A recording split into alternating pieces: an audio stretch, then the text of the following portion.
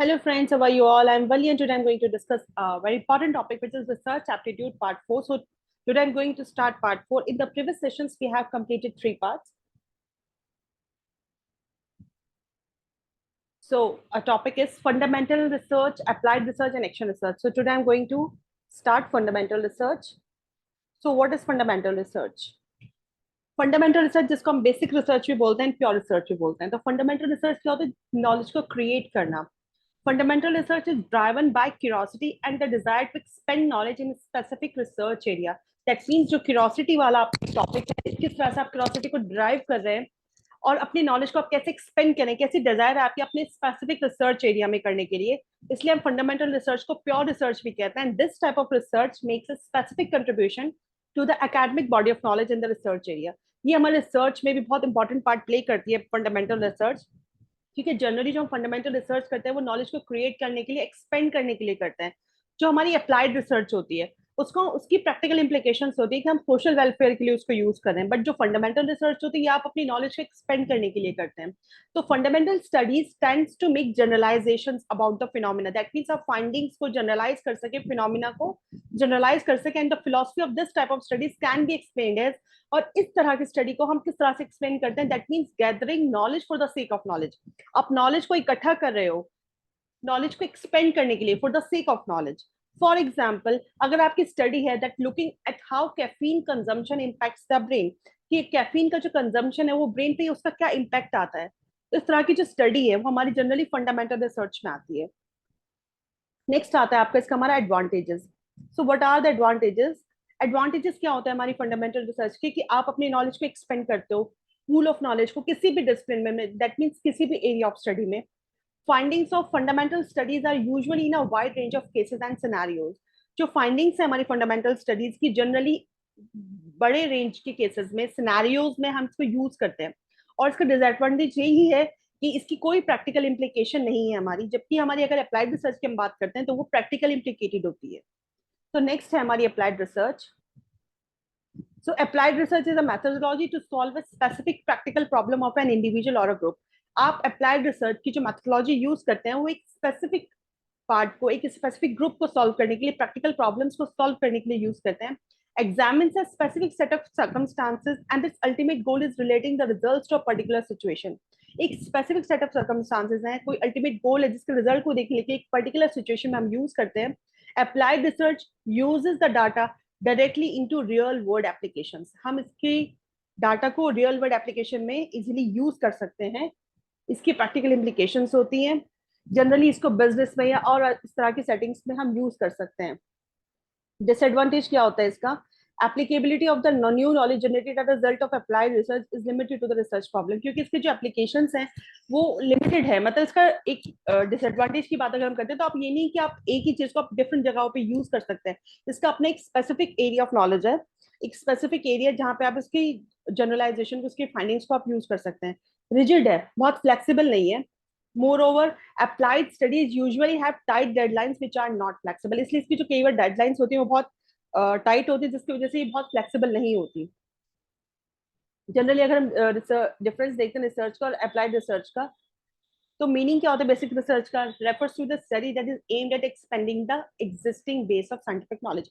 अपनी नॉलेज को एक्सपेंड करने के लिए जो हम यूज करते हैं स्टडी को, this is called basic research. Applied research जब आप इसको किसी प्रॉब्लम को सॉल्व करने के लिए, इसके प्रैक्टिकली इसे सॉल्व करने के लिए, कुछ क्वेश्चंस के आंसर्स ढूंढने के लिए, या कोई भी सोशल वेलफेयर के लिए जब हम इसका प्रैक्टिकली यूज करते हैं, which is called applied research. अगर हम नेचर की बात करते हैं तो बेसिक रिसर्च का क्या होता है? ये थियोरेटिकली नेचर होती है. अप्लाइड रिसर्च प्रैक्टिकली नेचर होती है. यूटिलिटी की बात अगर हम करते हैं तो हमने पढ़ा है अभी अप्लाइड रिसर्च की डिसएडवांटेज यही है कि वो एक लिमिटेड है, ब्रिजिड है, बहुत फ्लेक्सिबल नहीं है. लेकिन आपकी जो बेसिक रिसर्च है वो यूनिवर्सल है. Basic research concern with developing scientific knowledge and predictions. जो आपकी बेसिक रिसर्च है वो किस चीज से कंसर्न है कि आप किस तरह से साइंटिफिक नॉलेज को डेवलप कर रहे हैं, कैसे प्रिडिक्ट कर पा रहे हैं. अगर हम अप्लाइड रिसर्च की बात करते हैं तो किस तरह से आप टेक्नोलॉजी को, टेक्निक्स को डेवलप कर रहे हैं.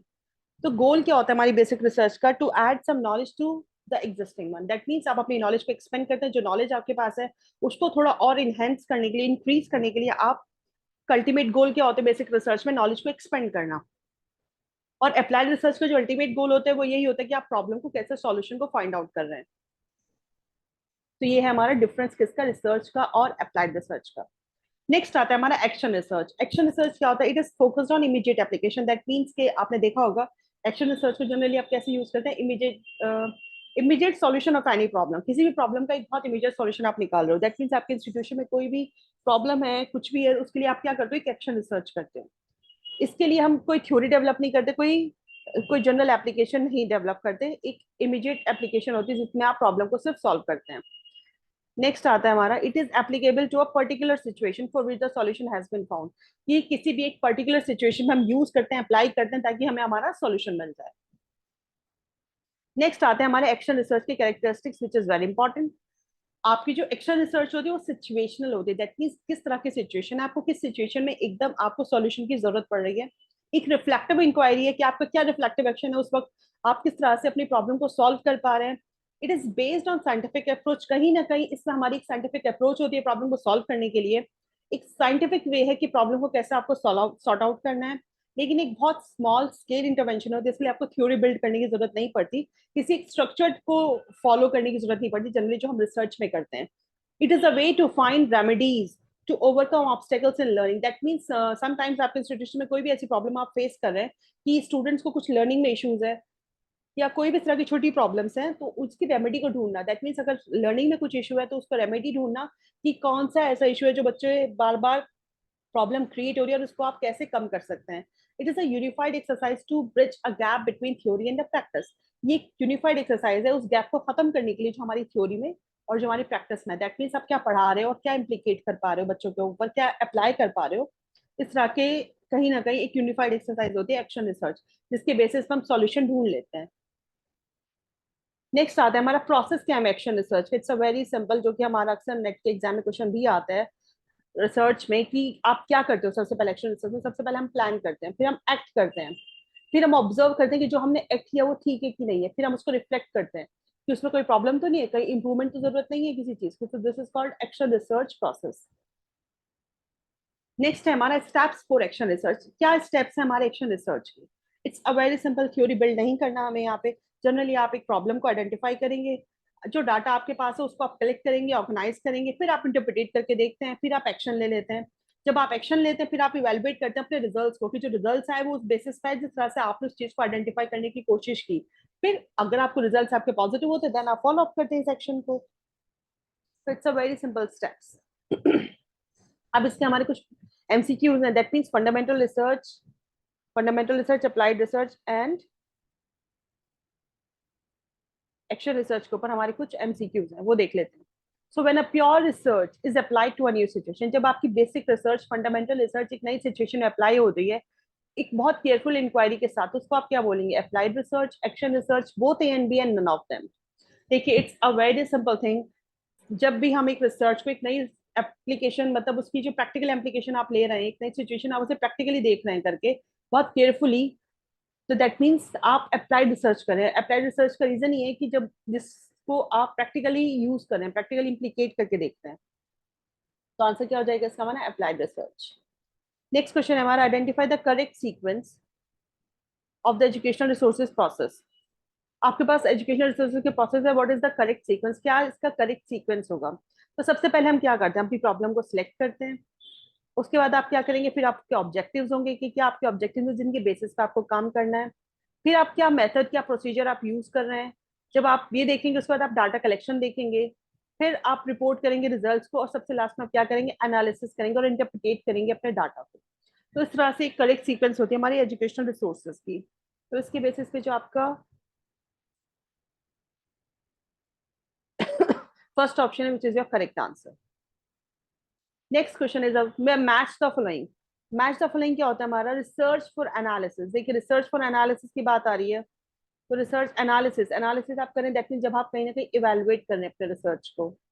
Then research for solution by the user, user के थ्रू जो सॉल्यूशन निकल रहा है रिसर्च का, दैट मीन्स एक्शन रिसर्च।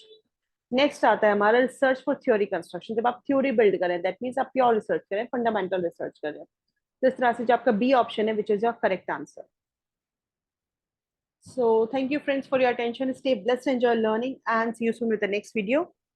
तो नेक्स्ट में मैं इसके और आगे का रिसर्च का क्वेश्चन लेके आऊंगी। So stay blessed, enjoy learning.